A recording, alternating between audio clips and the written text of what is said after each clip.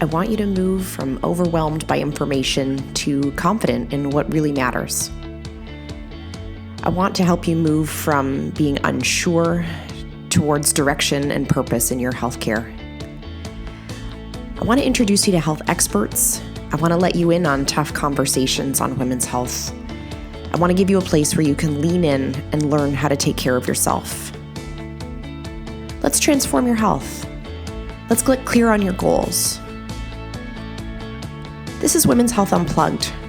I'm your host, Dr. Jordan Robertson, Naturopathic Doctor.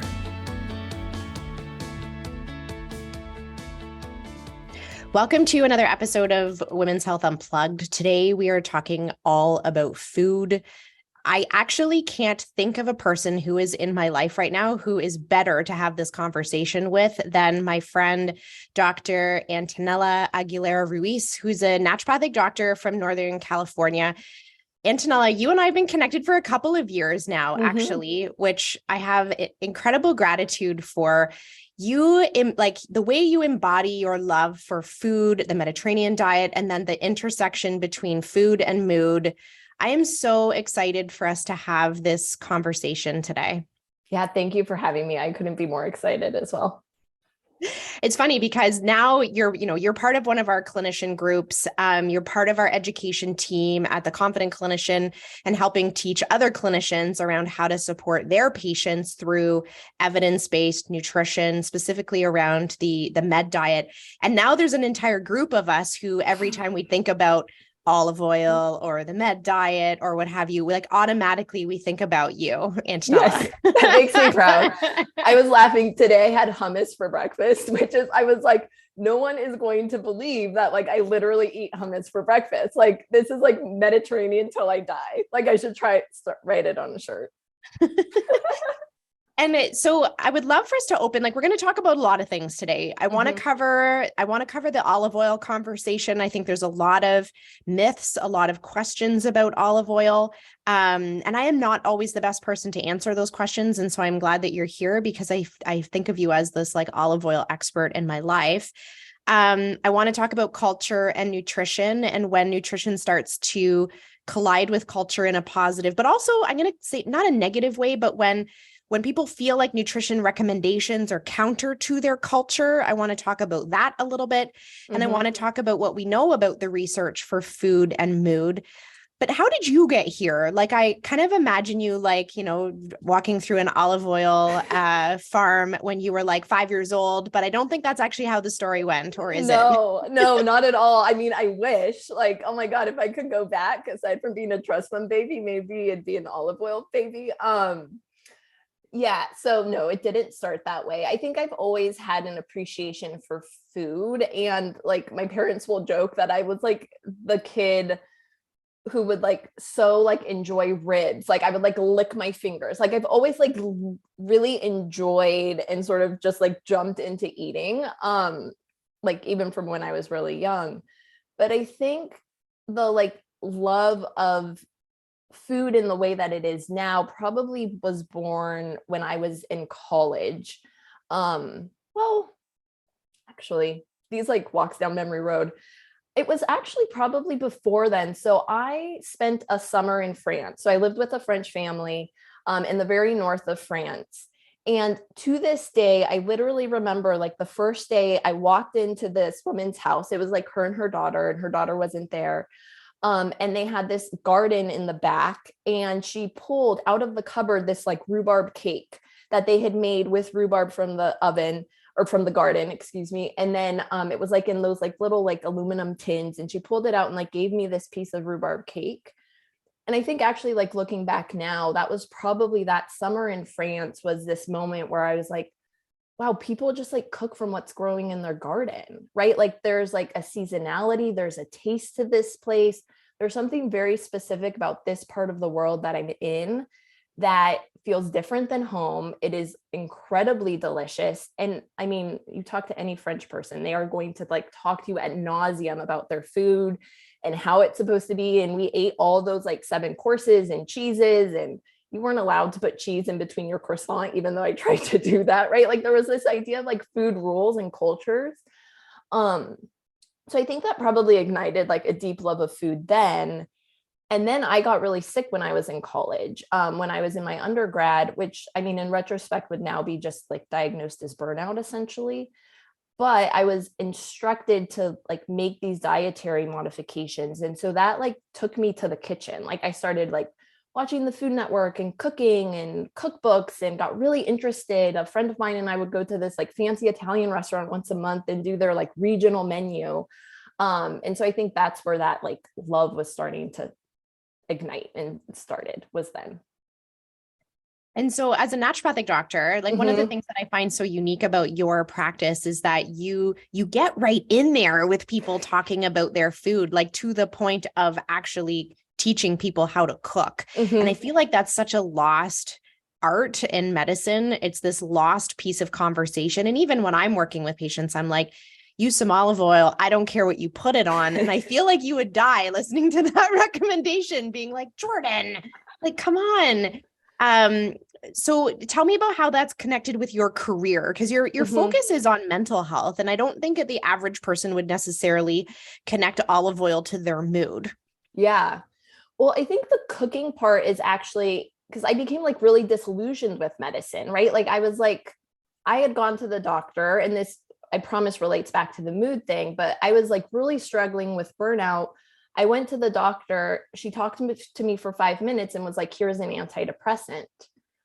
And like, that didn't really fit my values at the time. And so here I was like really changing my diet, delving into the Mediterranean diet, cooking, like eating.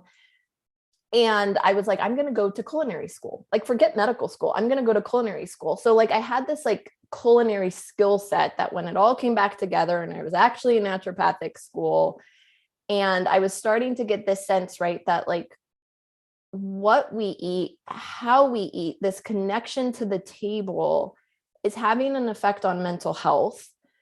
And at that time, I think the research wasn't quite as strong. This was more like a gut feeling, right? Like I knew there was something that was lost in that, like we had industrialized our conversation around food.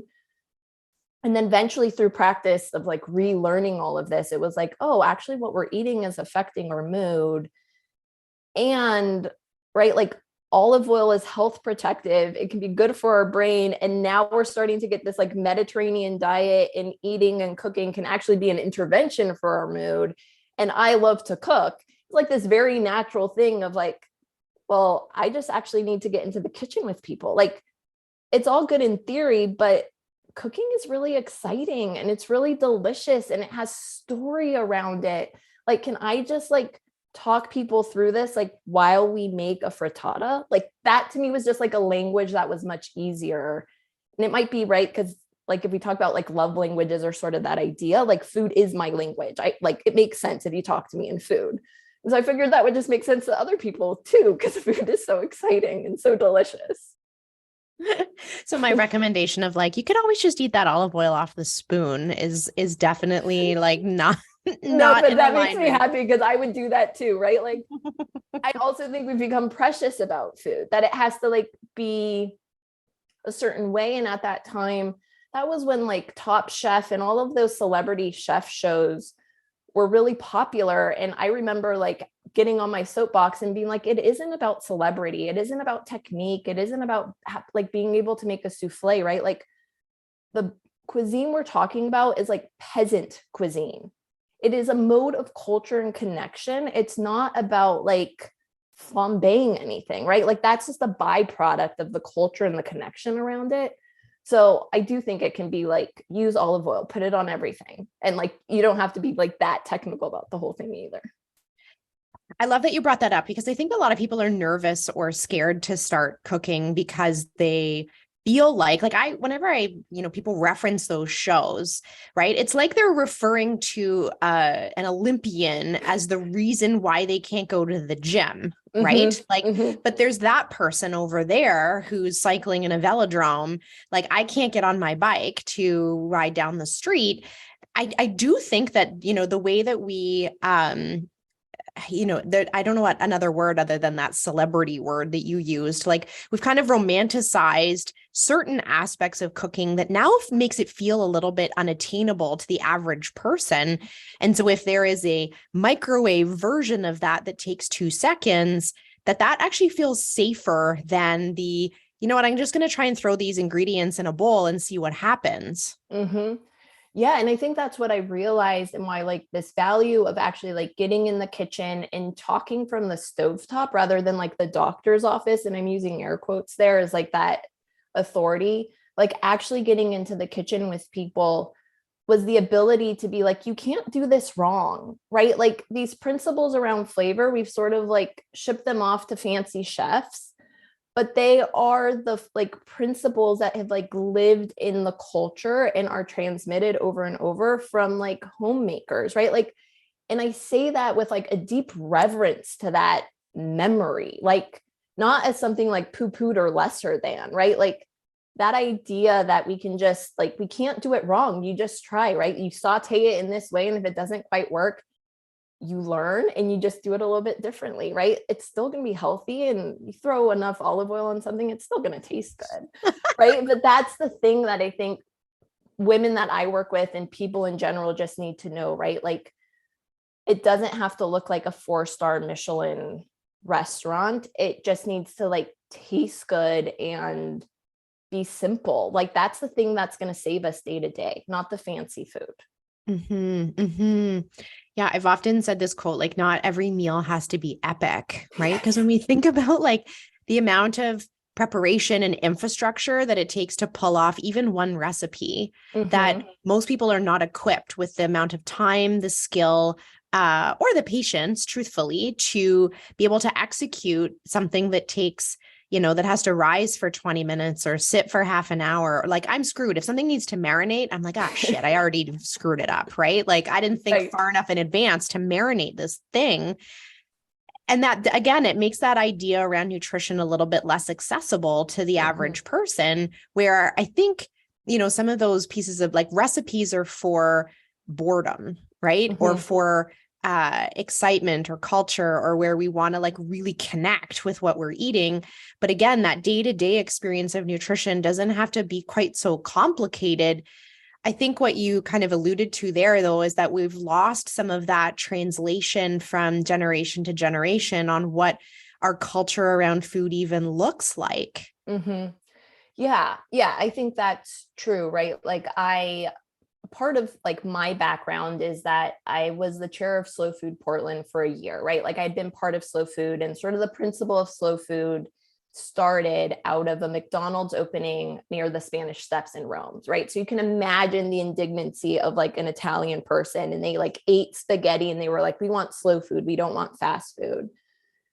And so I spend a lot of time thinking about like, what is the role of food in our lives and what has been the consequence of that changing. And so I do think like we've lost the memory of food, like in our hands and in our fingers, right? Like of other generations being like, this is how you make a ragu. This is how you make this sauce.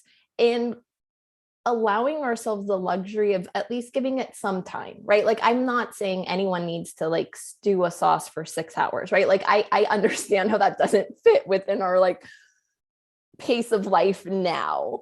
And we would have to rearrange things in order to have that luxury. But I do think we need to spend some time on food, right? Because so much of it's been like how like we have forgotten about it, and it's sort of like been relegated as like this like almost like not a necessity. It's like it's an inconvenience. Yeah, it's right? Like that was the word I was trying to say when you're totally. Like, it's an inconvenience that you're hungry.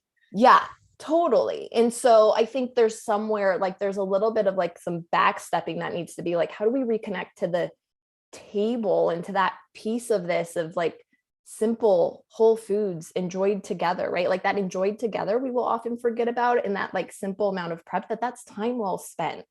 Like, I think, yeah, we think it's like, oh, I just need to move on and like get rid of this piece of my life. Yeah. Cause we got hockey, right? Yes. Like we got to go. Yeah, totally. So, I mean, I've alluded to the Mediterranean diet lots of times on the podcast, but I don't know if I've ever actually like, sat down and talked out what that dietary pattern actually includes. Mhm. Like when we say the med diet, what do we mean? Yeah. So one, I think that like initial felt sense of like, it's hard to pin down the Mediterranean diet because it's referring to like a pre-industrial way of eating native to the Mediterranean basin that's closely connected to the production of olives and olive oil and olive trees, which we'll touch on, of course. But you can initially say, like, there's lots of countries in the Mediterranean, right? You've got Greece, you've got Spain, you've got France, you've got Italy, you've got, I think like you even consider like Israel and Turkey would have some like self-identification around the Mediterranean, right? Like those are varied cultures, varied cuisines, all native to the Mediterranean. So when we say the Mediterranean, that's the area that we're referring to, but there's of course variability amongst all of those different cuisines. Um, but in general, that's sort of like where we're positioning ourselves in that connection to olive production, which is like vast in all of that region of the world. And so like why this diet? Like why did we bother to study them? And I know like, and I think even if we ask the average person, they'd be like, well, they seem to like live longer and they're like have less heart disease, right? Like I think the average person kind of recognizes that there are maybe some inherent health benefits to that pattern of eating. But what else about it is so like, what is the actual magic? Do we know? Mm-hmm. Yeah. So if we look at those food categories, I would say like sort of like let's go big picture and then home back in and then go out big picture again. So we're talking about olive oil, right? Like that's a common theme across the region. We're talking high intake of fruits and vegetables. Most of these places have coast, so they have access to fish. We do have some dairy, but traditionally that dairy, right, was being produced locally. It was like sheep's milk, or it wasn't like ice cream, right? Like sheep's pecorino versus ice cream, that sort of dairy. We've got access to legumes. And the thing that I think we often forget about this region and what starts to point us into this like secret sauce or like the magic of it is that the Mediterranean diet is also built on community and connection in a local food system. So UNESCO has named the Mediterranean diet this intangible cultural heritage. So it's not just about the food, like those food themes. It's that we're seeing generations living together, eating together, celebrating. We're seeing a seasonality. We're seeing people like, oh yeah, at the town next over where they press those olive oils, that's the olive oil that we're using. That it's that like locality and cultural connection around that food ritual that's what we're sort of understanding as the secret sauce of the Mediterranean diet, in addition to the olive oil, the nuts, the seeds, the legumes. Because I think in the research, like we do this often in science where we're like, oh, this thing is beneficial. Let's distill it down to some sort of molecular thing that it's doing to our bodies. And then first of all, let's try and turn that into a pharmaceutical. Yes. But second of all, let's like, we like reduce it down to its components rather than thinking about it from that really big picture that probably is way more beneficial. Let's talk about the olive oil for a second, because again, my vision of you becoming in love with olive oil is you like, as a young woman frolicking in an olive oil farm. But what is it about the olive oil? And I mean, I think patients ask me a ton of questions about cooking with olive oil. Can you buy the wrong olive oil? Like, what happens if you get the least expensive olive oil? Like, these are some questions that I think would be quite helpful to know the answer to. Yeah, totally. So olive oil, I think, is very misunderstood, especially in the US and or Canada, right? Like, because I'm in California, so we actually now have a native, like we have Californian olive oil. So I think there's a little bit more connection in California than other places of the US. But it's worth starting that olive oil is a fresh pressed juice. I feel like this is like fundamentally will change our understanding. Like it is a fresh pressed juice. So you just take olives and you press them down like you would a juice. And what you get is olive oil. And so I'm going to get into a little bit of detail because I think the mechanism behind it like actually helps us understand like how wonderful and amazing it is and how it's connected to how it's produced. So harvest for olive oil will happen usually in November, and you want to harvest like within hours. So there's like, you pick it and you press it. You pick it, you press it, and it should not be exposed to heat. It like shouldn't sit in the sun. It shouldn't be moldy, right? So that you get like really fresh olives, and with hours of picking, they are pressed and they are bottled. And that bottling should limit exposure to light and heat and air, because it's a fresh pressed juice, the minute it is exposed to any of those things, it will start to oxidize. So knowing that processing can actually, like, you can backtrack into like all the crazy labels that you will ever see on the olive oil bottles. So then you start to get into olive oil, virgin olive oil, extra virgin olive oil. So all of those are denoting a quality of oil and how processed, or like how finely processed or not finely processed enough it was.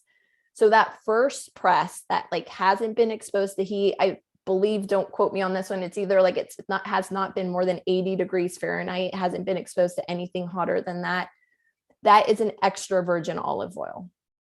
And this is amazing to me, and maybe my like next path in life is that you can get olive oil tasters who will actually taste to see that there's no rancidity, no molds, no like off flavors. And then you actually get a chemical profile of that oil. And there are agencies that will like legally binding sign off on that document to say this is truly an extra virgin olive oil. So those are all the requirements you need to be like in that high category. Then you can get virgin olive oil that has like not been as stringent. And then you get like normal olive oil that again isn't as stringent. It might have been exposed to heat, hasn't quite been produced under those categories. So what we have studied and what has traditionally been used in cooking has been that extra virgin olive oil. And because it is pressed without heat or light or exposure, right? Like it's cared for in that way, it has a high concentration of polyphenols, which are these like amazing chemical powerhouses, right? That like, we know that's what in fruits and vegetables, we know they're high in olive oil, right? That's like these anti-disease chemicals in our body.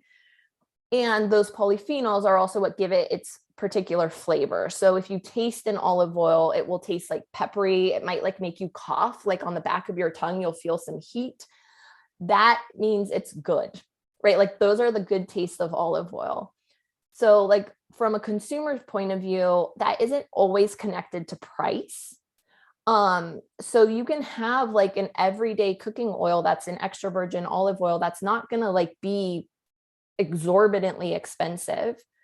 But unfortunately, olive oil is sort of given to like lower quality, adulterated, it's mixed with other oils, and those aren't extra virgin. So like on the shelf, you do have to be a little bit careful around those pieces. So you want to make sure the label says extra virgin olive oil. I always recommend that it's in a dark bottle, right? You don't want it exposed to light. And then you also want to look for a harvest date, because maybe the biggest myth is olive oil is not like wine. It does not get better with age. Like the minute you've pressed it, it's starting to degrade over time. So you want to have a harvest date like from the past fall or within like a year and a half. So right now we're like on the cusp of harvest. So it's like the end of October. The harvest date on a bottle should be from 2021. In a few months, there will be 2022 oil. So that's what you're looking for, is like that harvest date in your past fall. And so that like assures you that someone is telling you like it hasn't been on the shelf for 3 years, hasn't sat around, it hasn't been exposed to light, and you want that extra virgin language on the bottle. I will also say, if you just taste olive oil, it should taste fresh, it should taste peppery. Green banana might be its flavor that will come through, but it shouldn't taste like old crayons or really strong olivey flavors, which is what people associate with olive oil. And they'll be like, it's bitter and strong. That's usually a rancid off taste. So it should taste fresh, and and it will be clean on your mouth. And those are all things you notice just if you've eaten it and used it, you'll know when it's off. You'll start to train your palate and you'll know when it's off. Such Sorry a for that. Like, very no, long no. I wanted us to be schooled on the olive oil Antonella style. So that's yeah. exactly what I wanted. It's funny, my daughter like is a total olive oil nut. Like she is the like wants to mop up the olive oil and balsamic with all the bread.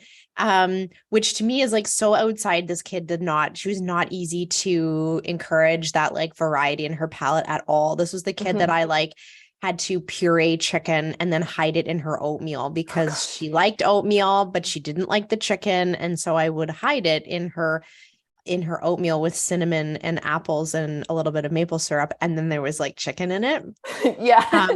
And yet like a really good olive oil, she will like mop it up with anything actually.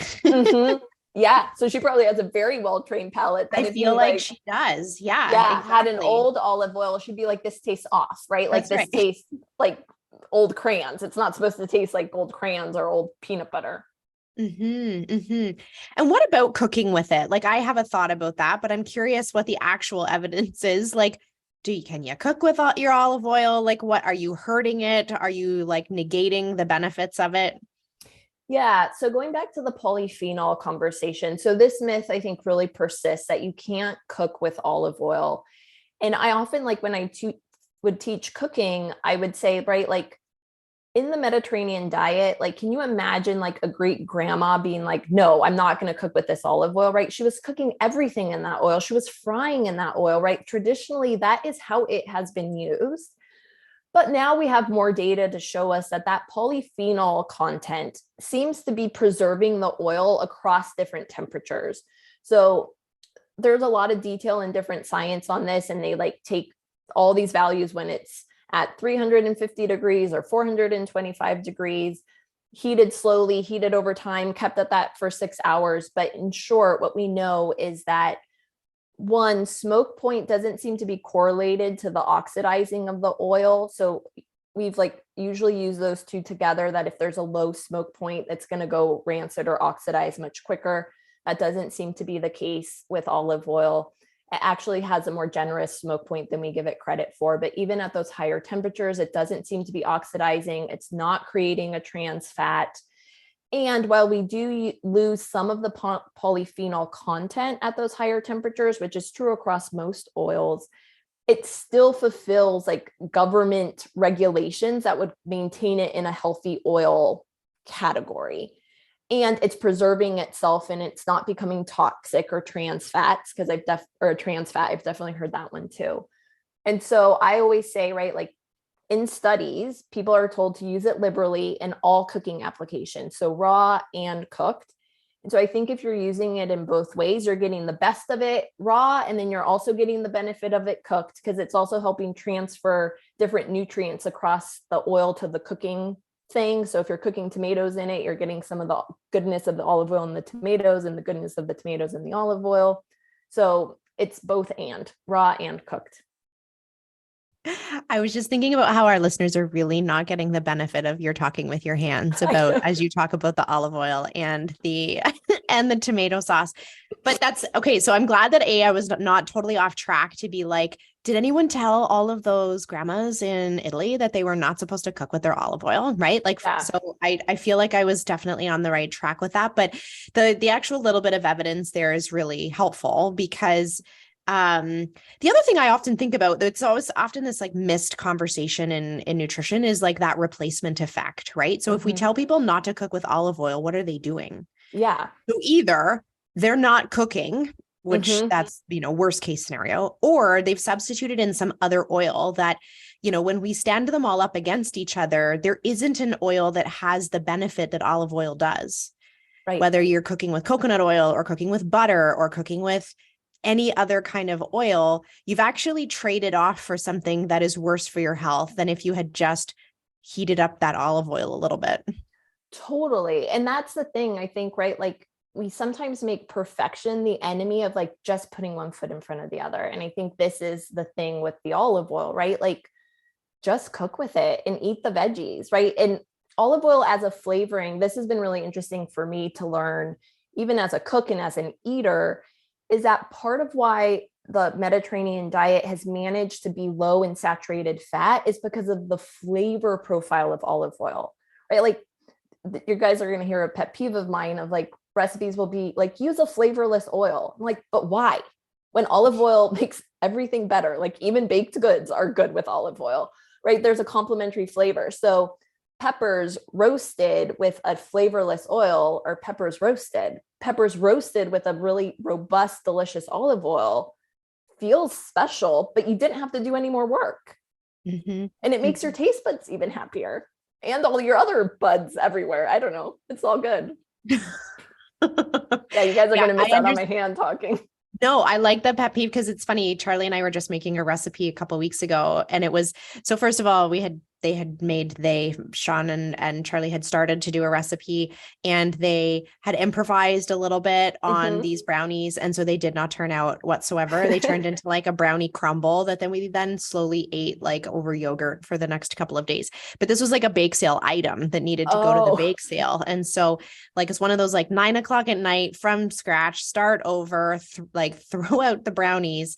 And so we had this like cupcake mix, and Charlie's reading it and she's like, we need a flavorless oil. And I was like, well, we don't have one of those. And so we're going to use olive oil instead. But we just had that experience in our household around what's a flavorless oil? Like it's pointless. Actually, that is what it is. It's pointless. Yeah, I agree. Just add some flavor where you can. It's going to make everything better. Everything's better. So let's talk about the mood thing for a sec. There's two more things I wanted to touch on. One is the research on nutrition and mood, specifically looking at the med diet. But then I wanted to talk a little bit about culture, because I like what you said there around perfection being the enemy of progress, or you said something like that. That, because we see this one diet and hold this one diet in high regard, I do think it has the potential to paralyze some people where they maybe don't identify with that culinary pattern to doing anything with their nutrition for their mental health. But what is the research saying about mood and the med diet?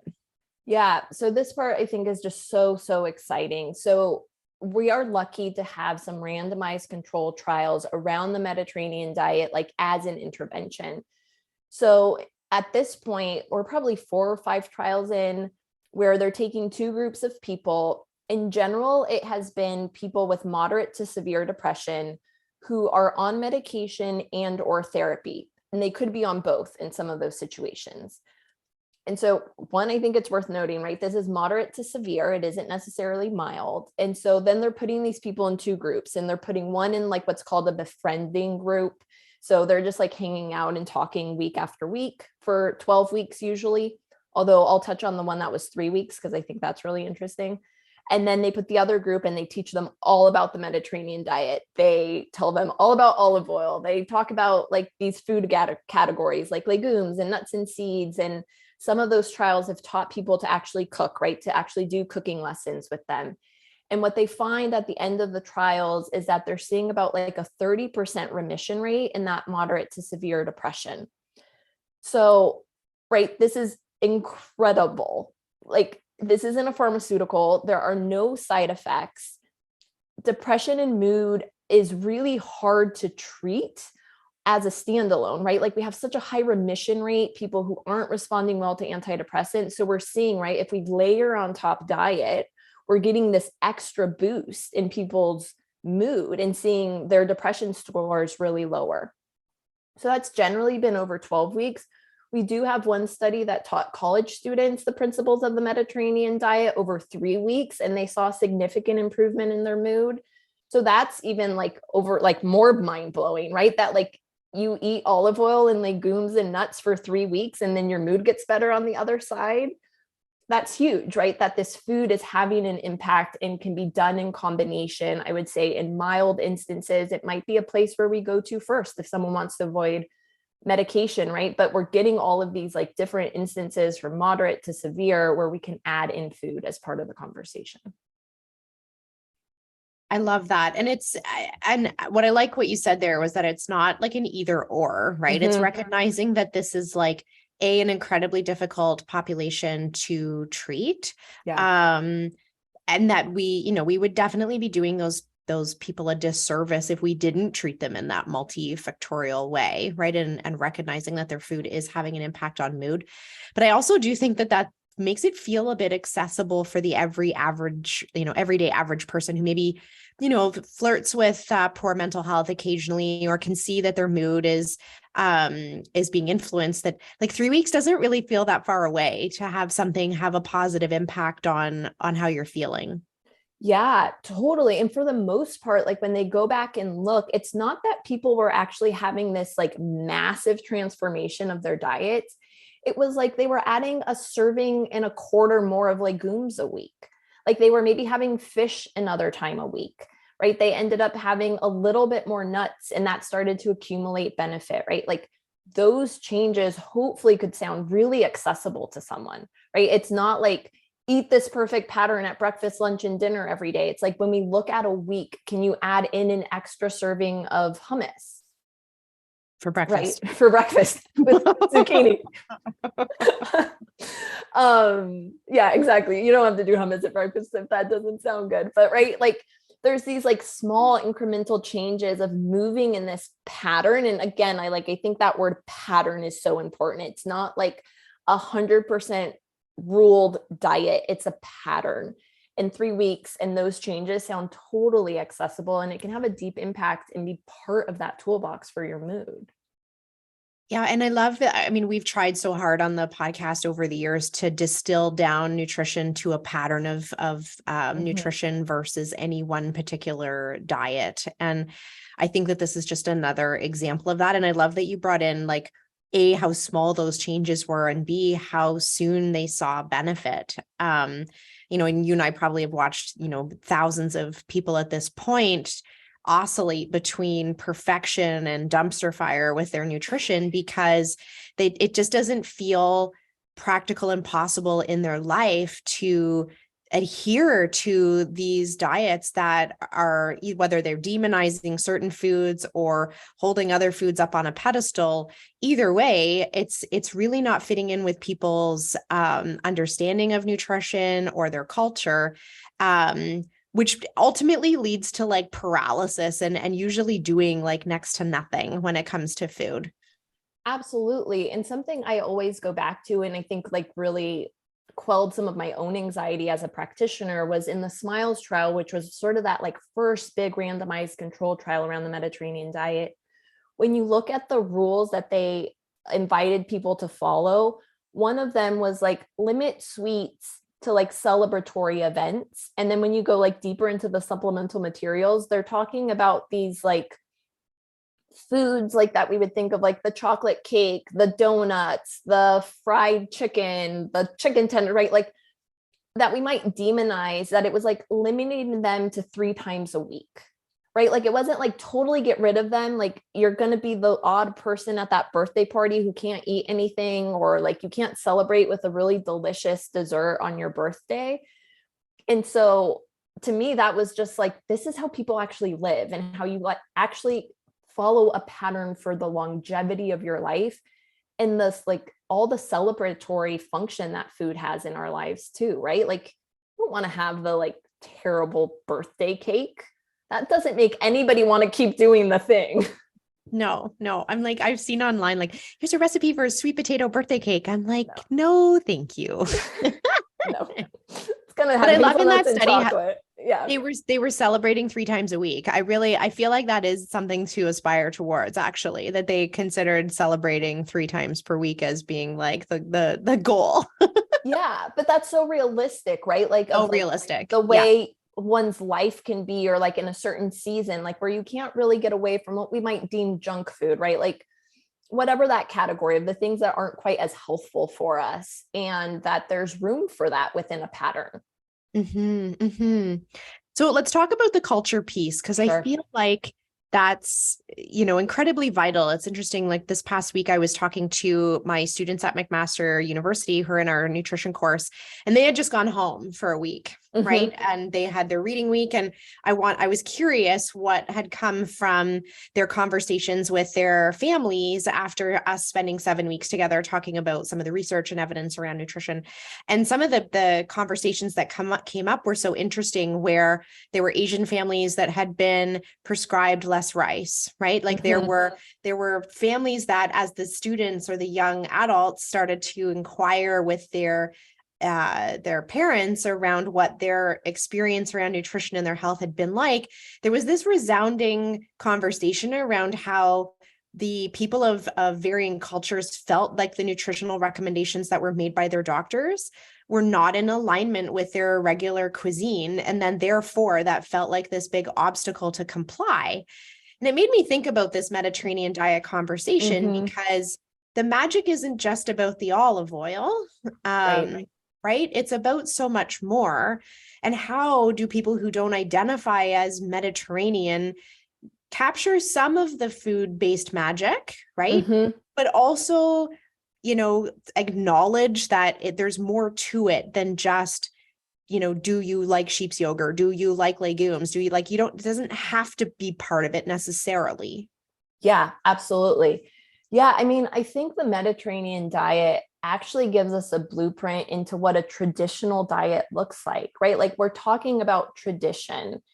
And I think if we start to give that word its full breadth, then it allows us to actually translate those principles to other kitchens of origin, to borrow a word from one of us in our expert clinician group, which I really love. And so it becomes how do we celebrate the aspects of it, right? Like whole foods. I don't love the term plant-based, but around a lot of those vegetables and legumes, that translates to all sorts of different cuisines, right? That it can feel like, if I'm from Southeast Asia, how do I incorporate the dals and the flavorings of that cuisine, and maybe have to swap in a whole grain, because a lot of white rice isn't going to help me meet my health goals in the same way, but I can still conserve those flavors and that identity and that culture.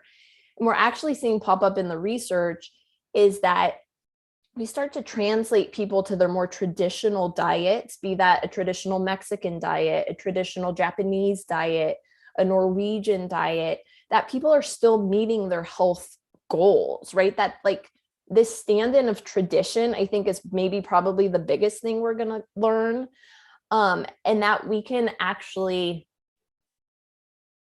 really preserve culture and identity as we move along with these dietary changes. And I think I'm also seeing in the research too, that sustainability around these changes is probably going to depend on them feeling true to us, right? I will speak from my own experience. My parents are Colombian, and we have, a majority Spanish ancestry, as well as an indigenous ancestry to Colombia in the Americas. But when I reflect back on how I eat, it's probably a 70-30, very Mediterranean, very Spanish influence, with very Colombian foods, right? It would feel inauthentic to give up plantains, or to trying to think of, or arepas, these corn-based things, right? They aren't Mediterranean, but they are true to my family and my culture, and the combination of food and culture that helps maintain that diet over the long term of my life. And so I think, and however that looks for another person from their culture and their background, that piece is super important. It's about going back and preserving that in so many ways. And it brings up this kind of this thought that I had while you were speaking there, that it's when people transplant to North America is where they struggle, right? Yeah. And part of if we look at any culture, that as people migrate from wherever their country of origin is to North America, their health declines slowly over time as their nutrition evolves slowly over time. And what is not native to anyone's culture is the hyper palatable and highly processed foods that we currently have available. And I try really hard. We don't villainize food around here either, but I think what to recognize is because sometimes when I think about my culture, I'm like, I don't know, I'm like white Canadian. I don't have food culture, right? Like I don't, but part of that is because that it's like that hyper palatable food culture, actually. And so for me, it's about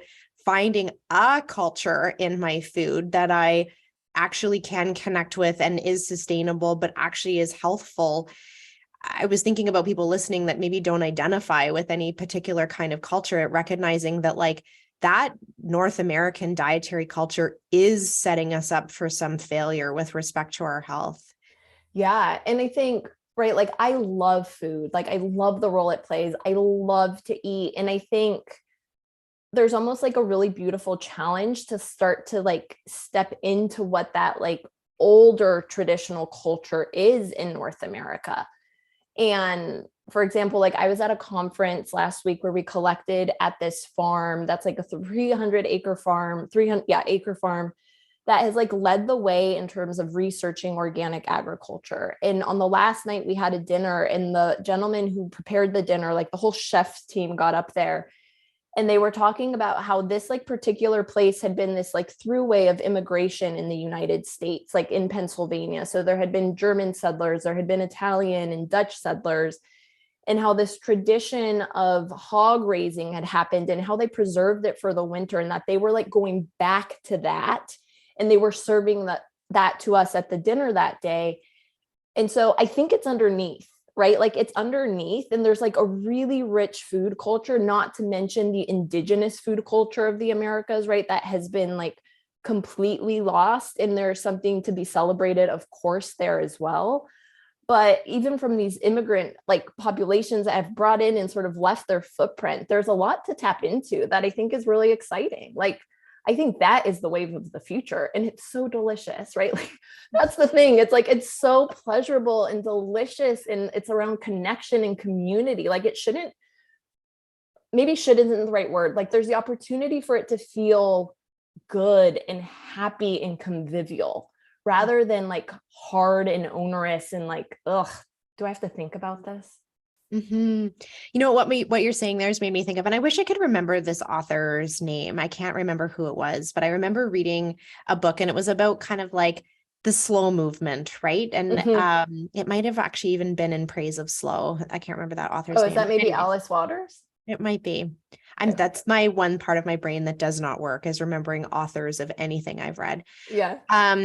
But they were talking about like the 5-minute bedtime story, right? So there was this like, this like children's book line that was like the 5-minute bedtime story. And it's like, don't worry, parents, you won't have to suffer through this like period of time in the bedtime ritual. We're going to give you a bedtime story that won't last more than 5 minutes. And this author went on to talk about like, what are we doing, right? Like if we need to get rid of bedtime stories because we don't have time, like we got another thing coming, right?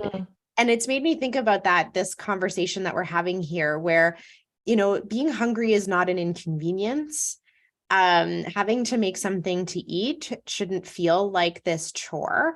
Like what would happen if we like got to the dinner, to make dinner tonight, and we actually saw it as this like pure joy experience where we can pull something together that we connect with the people we love over. I mean, I think we would all just feel like you do, Antonella, if that was the case. But like, I don't feel like that's impossible for us. Yeah. Yeah. I don't think it is either. I think carving out the time, right? It doesn't have to be hours. It can be super simple. And I think allowing ourselves the permission to know that there's something really magical that happens at the table, right? Like the table has been central to so much society, right? Like I think that is why the Mediterranean is such like a North Star in this regard, is like that slowing down, the eating together. That piece is huge. It's huge. It's like, even in the pyramid, like in the pyramid that's accepted by these like large international governments, it says conviviality at the bottom. right? Like, I think that is those are the steps we need to take. And it sort of goes against our like quick culture of just do everything back to back. But I think there's a lot of value in slowing down around the table. I love it. And I love that you've spent so much time looking at it from the perspective of mental health, because that's, yes, will lower your cholesterol. Like, yes, we've talked about the mind diet, and we've talked about the things that we can do that feel, I don't want to say more tangible than mood, but sometimes it's easier to latch on to some of those pieces than it is looking at our mental health head on. But that you've spent so much time looking at the evidence for these factors and how much they play into a patient's overall like mental health and well-being. I find that so encouraging, right? That like medicine has the potential to move in that direction. It makes me so happy. So last thing, I would love for you to share sort of what your take home message is after our conversation today for our listeners, but also where they can find you so that they can learn more from you. Totally. So, I mean, I think in terms of a take home, I would say like, get yourself a good olive oil. It will make everything taste better. And we talk through sort of things you want to look for there, and make time to make simple meals, right? Like, it's really just about simple meals. And going back to those traditions. In terms of finding me, I would say probably my practice website or my own website is the best bet. That's Antonella Aguilera ND.com. And I'm sure the links will be available. You can also find out about a doctor and the chef. So if this got you excited and you actually want to cook with me and just like come into the kitchen and cook through these recipes, Doctor and the Chef is a wonderful place to land. And you can sort of do that from anywhere and do it from your own kitchen as well. Amazing. Thank you so much, Antonella. Like, you're so inspiring when it comes to this food conversation. And even in the time that we've spent together over the last year, I think about you sometimes when I'm cooking. And I know that today's episode will leave other people feeling that way too. So thank you so much. Thank you so much for having me. I hope you enjoyed that episode of Women's Health Unplugged. My goal is to help you feel more confident about your health. Please remember that what we talked about today in the podcast does not constitute medical advice, nor was a doctor-patient relationship formed. If you have questions about your healthcare or about how today's topic pertains to you, please take it up with your family doctor, your specialist, or someone on your health team.